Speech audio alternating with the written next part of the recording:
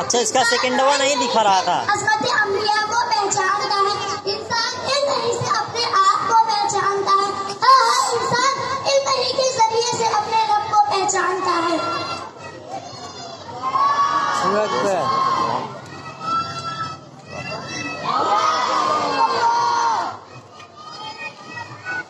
زندہ باد.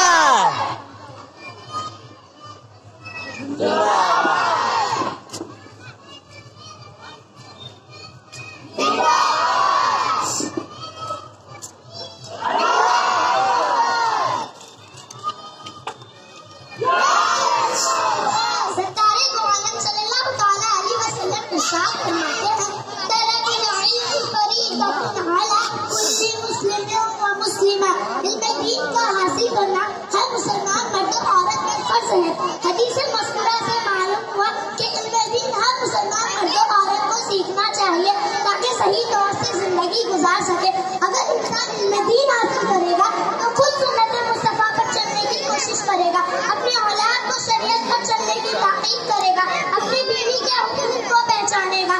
اگر عورت علم دین حاصل کرے تو اپنے شوہر کے حقوق کو پہچانے گی, اپنی اولاد کو اسلامی طریقے پر پرورش کرے گی تو روشنی سلوک سے پیش آئے گی. اس لیے سرکار عالم صلی اللہ علیہ وسلم ارشاد فرماتے ہیں علم دین حاصل ہے مسلمان مرد و عورت پر فرض ہے. حدیث پاک میں نبی صلی اللہ علیہ وسلم ارشاد فرماتے ہیں یعنی جو شخص علم دین حاصل کرنے کے لیے جب تک گھر واپس نہ آئے اللہ کے راستے میں ہے, اگر اسی حالت میں اس کا انتقال ہو گیا تو شہید ہے. ایک دوسری جگہ ہمارے نبی صلی اللہ علیہ وسلم ارشاد فرماتے ہیں علم دین حاصل کرو اگرچہ چھین جانا پڑے.